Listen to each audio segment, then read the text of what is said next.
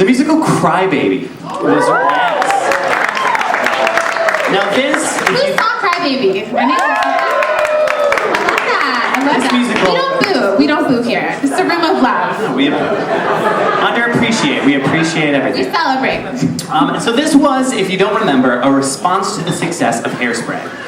And here was another John Waters film musicalized, but this time it had a score by David Javerbaum, who's a writer for The Daily Show and The Onion, and Adam Schlesinger of Fountains of Wayne. Yes, Fountains of Wayne fan. I think that might have been for Johnny Depp. Okay. No, it was Adam Schlesinger. Oh, okay, great. Good. Okay, great. Crybaby, it was a parody of teen musicals and was about a town where a delinquent boy who can't shed a tear falls in love with a square girl.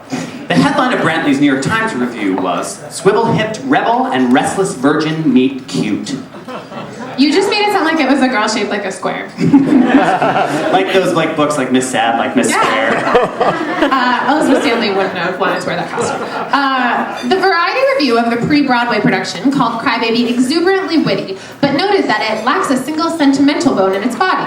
Indeed, when the show came in, some critics, like Linda Weiner and Newsday, thought that this made the show even more true to the cheerful subversion of John Waters than Hairspray.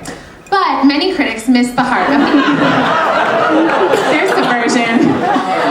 Many critics missed the heart of the earlier show. However, Crybaby was nominated for Best Musical and filled with hilarious songs like "Girl, Can I Kiss You With Tongue" and "Jail Yard Jubilee," where prisoners tap danced with license plates attached to their feet. Fun fact, I have one of those license plates hanging up in my room. I bought it at the flea market. But comparisons were inevitable, and expectations were high. And many critics thought that the lyrics showed the lyricists speaking instead of the characters, and some were downright offended. During the opening number, Anti-Polio Picnic, a cast member was rolled in on an iron lung, and he yelled, "I wish I'd gotten that shot." It was hilarious. It was funny. Okay. Cast member Nick Blameyer remembers. I enjoy that. That's him remembering. During our 5-week preview process, they changed the lyrics to Crybaby's first song, "Nobody Gets Me," about 700 times. Really, probably 6 times, but that's a lot for one damn song, especially when I thought the one we had in the workshop, "One Tear," was better in the first place.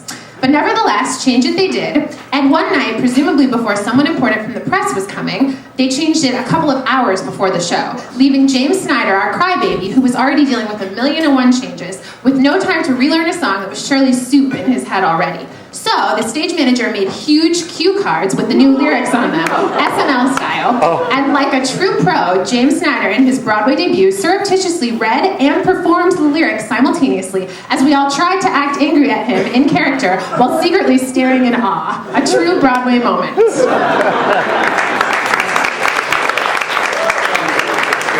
I asked Nick via email for a Crybaby memory, and that's what he wrote back, adding a PS. "Does that work okay, Jen? I can also tell you about the night I called out of Crybaby to go see Glory Days, and the Crybaby producers were there sitting next to me." I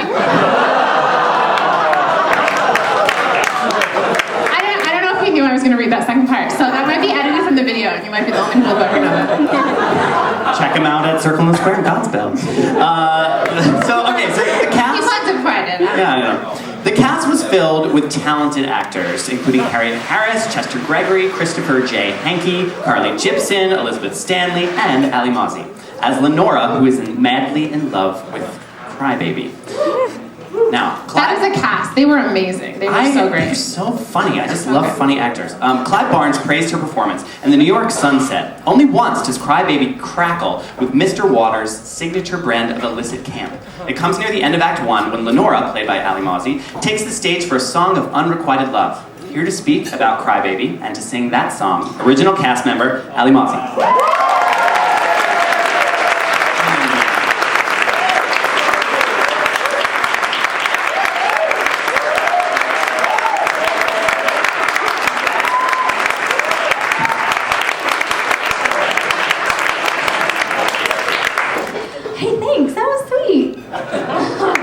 What Nick Blameyer didn't mention, and I don't think James would mind if I said this because we're good friends, but one of the stage managers in the wing holding the cue cards either skipped a cue card or didn't move it in time, so there was a good amount of bars that just no singing was going on. And I think it was a lot of like him just like swooping his head. It was actually terrifying because I think they kept the same song, they just changed the lyrics, which I think could have been more hard had they just wrote like a whole other song.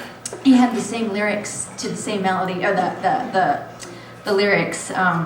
Yeah, I just think it would have been easier if they just wrote a whole other song. But anyway, yeah, we didn't run for very, very long, but we had a lot of mishaps. That big one of them. We lost our hatchet face during previews, and she was so talented. So Tori Ross stepped in, and that was awesome. One of my favorite stories. I think you kind of had to see it, but before we would all go into Turkey Point, and I would ride in on the pool table, and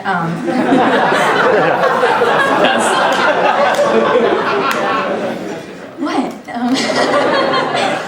Carly Jibson, we'd all just like rock out backstage to like get into it and stuff, and Carly Jibson was just standing in the wrong place at the wrong time because the set piece, the proscenium, starts to come down and it's made of wood. So, last thing I saw was her like rocking out.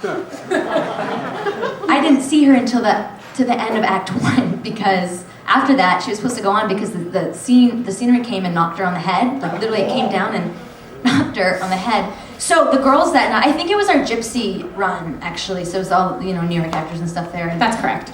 Oh. It was on the Broadway World message boards. Anyway, so whatever song they were singing at the time, the three girls had together, I don't remember what it was because it changed. They had to do just the two of them. Carly didn't come on. It was serious though. She was like backstage laying down and Rob Asher was like, "You're fine, you're fine, you're fine." So, but the next time I saw her was in the courtroom scene, and I hadn't seen her because I'm not in a lot. And I run in and I don't see her until I have to like turn to the side, and her wig is like askew. Poor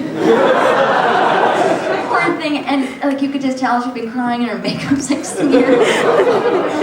Oh, but it really was a bummer. Really, actually, she had a concussion, so she probably shouldn't have gone back on, but she was such a trooper for doing that. Carly, I love Carly. I think it was more funny to me that it was Carly's wig askew too. Yeah, and I feels like a near-death experience. It probably wasn't that bad, but at the end of the show, when we were all dancing on the bleachers, and by the way, they tried to fix that scene so many times. Like, we just started to call it Scene 5. It was just like, the actors were like, Scene 5 again, and we had to rehearse it so many times. But yeah, so we all finished our, God, I don't even remember some of the song titles. You probably have them written down. I wore that god-awful wedding dress that's supposed to be that sight gag, and it goes on for days. It's really, really long. And we're sitting on the bleachers, and there's a blackout, and the bleachers are on a track, so they just move us off. It's just supposed to move us off stage, and I didn't realize I didn't have all my dress in my hand, and all of a sudden I literally felt a tug, and it started to pull me down in one of the bleachers, and it wasn't that funny. I was so terrified. I go, oh my god, and I grab onto Christopher Hankey to my right, and he couldn't see what was going on, and he goes, what? But all he could tell I was scared, and I kid you not, had Christopher not held on to me, I would have gone under as it was moving, because I just wasn't strong enough to hold myself. So he held me, and after a while, it felt like a while, but the dress just started to rip, which was great because then I wasn't going to get yanked under. But anyway, everybody went to go take their bow. I literally was sitting there with the top half of my wedding dress on, and like this was gone, and I took my show tights off so I could just leave the theater already. So I was just in my undies, in my panties, and the crew guys were trying to lift the big old thing, the bleachers off, and I didn't take my bow that night, obviously, because I had no clothes on. But actually, the thing that is so funny about this story was wardrobe. Of course, they're on Broadway; they take their job so seriously. I changed out of the dress, and they're carrying it like it's like a dead body or something. And they lay it out, on the table, and they're all staring at it, and then somebody goes, "It's on the seam! The rip is on the seam!" And there's this big cheer!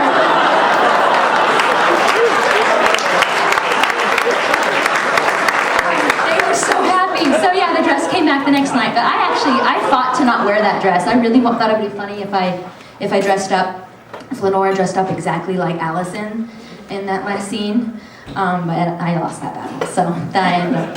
Anyway, so I got to sing this really cool song, Screw Loose, that is just a really funny, the writers are just, I love this song. And actually John Waters said it was the song that he related to the most. He wanted it played at his funeral. So,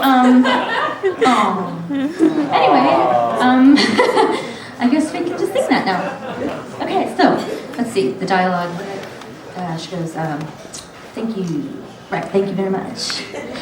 I'd like to dedicate this song and my body to Wade, crybaby Walker. Screw loose, that's what they say I've got. Or maybe they say I'm not playing with a full deck. But hey, what the heck can I do? Baby, I've got a screw loose for you. Bonkers, that's what they're calling me.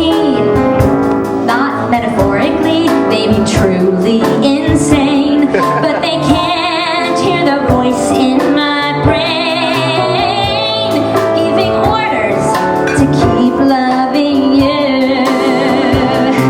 Eccentric, erratic, toys in the belfry, that's in my attic. But I just don't see the harm in carving your name in my own.